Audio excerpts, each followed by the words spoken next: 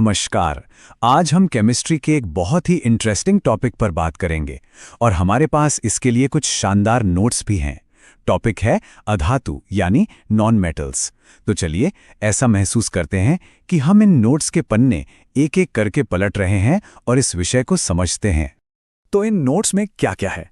सबसे पहले हाइड्रोजन को समझेंगे, फिर पानी की कहानी पर चलेंगे, उसके बाद ऑक्सीजन और नाइट्रोजन, फिर सल्फर और फास्फोरस, हैलोजन से भी मिलेंगे और आखिर में कुछ जरूरी फैक्ट्स पर नजर डालेंगे। चलिए शुरू करते हैं। तो हमारा पहला सेक्शन है हाइड्रोजन को समझना। इसे सबसे सरल और सबसे फंडामेंटल नॉन मेटल भी कहते हैं। आखिर क्यों? चलिए पता लगाते हैं। अच्छा, तो सबसे पहले ये समझते हैं कि अधातु या नॉन मेटल होता क्या है। इन नोट्स में बड़ी सीधी सी परिभाषा दी गई है। ये वो एलिमेंट्स हैं जो आमतौर पर हीट और इलेक्ट्रिसिटी के अच्छे कंडक्टर नहीं होते। पीरियोडिक टेबल में कुल 22 ऐसे नॉन मेटेलिक एलिमेंट्स हैं। बस सिंपल। अब सवाल ये है कि अगर लैब में हाइड्रोजन गैस बनानी हो तो कैसे बनेगी? नोट्स में दो मेन तरीके दिए हैं। पहला तो है दानेदार जिंक को डाइल्यूट HCl या H2SO4 के साथ रिएक्ट करा के, और दूसरा तरीका वो तो काफी इंटरेस्टिंग है, पानी का इलेक्ट्रोलिसिस, मतलब बिजली का इस्तेमाल करके पानी को उसके कंपोनेंट्स ऑक्सीजन और हाइड्रोजन में अलग अलग कर देना। और हाइड्रोजन के इस्तेमाल तो देखिए, ये सिर्फ गुब्बारे भरने वाली गैस बिल्कुल नहीं है। इसका इस्तेमाल कहां कहां नहीं होता। वनस्पति तेल से घी बनाने से लेकर रॉकेट फ्यूल तक। सोचिए, यहां तक कि पेट्रोल डीजल जैसे फ्यूल्स को रिफाइन करने में, बैटरी में कूलेंट के तौर पर, और हां, बम बनाने में भी इसका रोल है। वाकई बहुत वर्सेटाइल है। चलिए नोट्स में अगला पन्ना पलटते हैं। अब बात होगी हाइड्रोजन के सबसे मशहूर और सबसे जरूरी कंपाउंड की। जी हां, पानी की। और जैसा कि हम आगे देखेंगे, ये सिर्फ H2O से कहीं बढ़कर है। अच्छा, भारी पानी या हैवी वाटर जैसी चीजें समझने से पहले ना, हमें हाइड्रोजन के परिवार को जानना होगा। इसके 3 सदस्य हैं जिन्हें हम आइसोटोप्स या समस्थानिक कहते हैं: प्रोटियम, ड्यूटेरियम और ट्रिटियम। इनको ऐसे समझिए कि ये 3 भाई हैं जो हैं तो एक जैसे, पर उनका वजन थोड़ा थोड़ा अलग है, और यही हल्का सा फर्क इन्हें बहुत खास बना देता है। और देखिए, ड्यूटेरियम की बात चली है तो ये जानना भी जरूरी है कि ये एक बहुत बड़ी साइंटिफिक अचीवमेंट से जुड़ा है। 1934 में हेरोल्यूरे को नोबेल प्राइज मिला था। जानते किस लिए? सिर्फ इसलिए क्योंकि उन्होंने साधारण पानी से हाइड्रोजन के इन आइसोटॉप्स को अलग करने का तरीका खोज निकाला था। वाकई एक जबरदस्त खोज थी ये। तो फिर ये भारी जल यानी हैवी वाटर है क्या भला? देखिए, ये है तो पानी ही, बस इसमें नॉर्मल हाइड्रोजन की जगह उसका भारी भाई ड्यूटेरियम होता है। और इसका एक बड़ा मजेदार गुण है, ये 3.8 डिग्री सेल्सियस पर जमता है, 0 पर नहीं। चलिए अब पानी से जुड़ी एक और आम सी बात पर आते हैं: सॉफ्ट वाटर और हार्ड वाटर, मृदु जल और कठोर जल। नोट्स में इसका फर्क बहुत ही आसान तरीके से बताया गया है। सीधी सी बात है, अगर पानी साबुन के साथ आराम से झाग दे दे तो वो सॉफ्ट वाटर है, और अगर झाग बनाने में मेहनत लगे तो समझ जाइए वो हार्ड वाटर है। अच्छा, तो ये हार्डनेस यानी कठोरता आती कहां से है? नोट्स बताते हैं कि ये 2 तरह की होती है। एक होती है टेम्पररी हार्डनेस, जो कैल्शियम और मैग्नीशियम के बाइकार्बोनेट्स की वजह से होती है। और अच्छी बात यह है कि इसे बस पानी उबालने से ही हटाया जा सकता है। लेकिन जो दूसरी है परमानेंट हार्डनेस, वो क्लोराइड्स और सल्फेट्स की वजह से होती है, और वो थोड़ी जिद्दी होती है। सिर्फ उबालने से उसका कुछ नहीं होता। पानी की कहानी तो हो गई। अब आते हैं उस हवा पर जिसमें हम सांस लेते हैं, और खासकर उन 2 गैसों पर जो मिलकर इसका करीब करीब 99% हिस्सा बनाती हैं: ऑक्सीजन और नाइट्रोजन।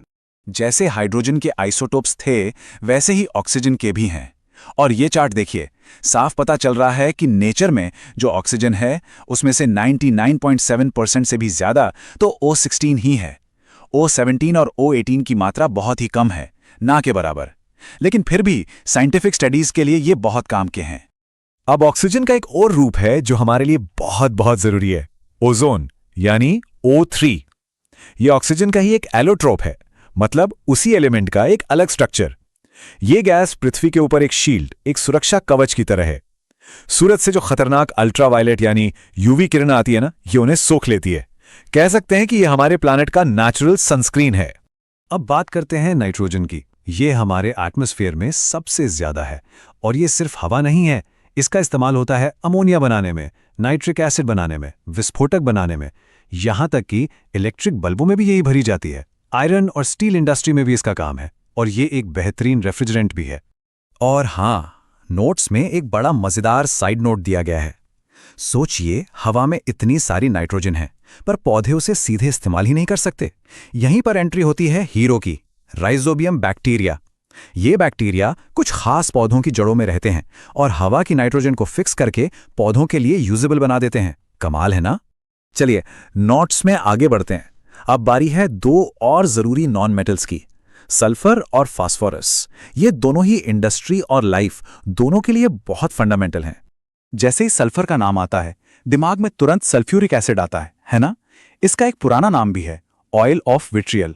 और ये इतना जरूरी केमिकल है कि इसे किंग ऑफ केमिकल्स यानी रसायनों का राजा भी कहा जाता है। और अब फॉस्फोरस, ये तो सच में जिंदगी का बिल्डिंग ब्लॉक है। हमारे डीएनए का हिस्सा है, हमारी हर एक सेल में मौजूद है। जैसे ऑक्सीजन का ओजोन था, वैसे ही फॉस्फोरस के भी कई रूप हैं, सफेद, लाल, काला। सबसे बढ़िया उदाहरण, माचिस की तीली का जो लाल वाला हिस्सा होता है ना, वो रेड फॉस्फोरस ही तो है। चलिए अब पीरियोडिक टेबल के एक बहुत ही रिएक्टिव, एक बहुत ही एक्टिव परिवार से मिलते हैं। नोट्स का अगला सेक्शन है हैलोजेंस के बारे में। ये ग्रुप 7A में आते हैं और इन्हें सबसे ज्यादा रिएक्टिव नॉन मेटल्स माना जाता है। तो कौन कौन है इस परिवार में? सबसे पहले है फ्लोरीन, जो रेफ्रिजरेंट यानी फ्रियॉन और नॉन स्टिक कोटिंग यानी टेफ्लॉन बनाने के काम आता है। फिर है क्लोरीन, ये तो पानी को साफ करने और पीवीसी बनाने में यूज होता है। इसके बाद आता है ब्रोमीन, जो बड़ा खास है क्योंकि ये रूम टेम्परेचर पर लिक्विड होता है। और आखिर में है आयोडीन, एक चमकदार सॉलिड जो हमारी थायराइड ग्लैंड के लिए बहुत जरूरी है। लीजिए, हम अपने नोट्स के आखिरी हिस्से में आ गए हैं। यहां हम कुछ बहुत ही जरूरी फैक्ट्स की एक रैपिड फायर समीक्षा करेंगे। ये वो बातें हैं जो अक्सर काम आती हैं। और इस फाइनल सेक्शन में सबसे जरूरी बात, एक चेतावनी है कार्बन मोनोऑक्साइड यानी CO के बारे में। नोट साफ साफ कहते हैं कि ये एक बहुत ही जहरीली गैस है। क्यों? क्योंकि ये हमारे खून में हीमोग्लोबिन के साथ जाकर ऐसे चिपक जाती है कि हीमोग्लोबिन फिर ऑक्सीजन को पकड़ ही नहीं पाता, और ये जानलेवा हो सकता है।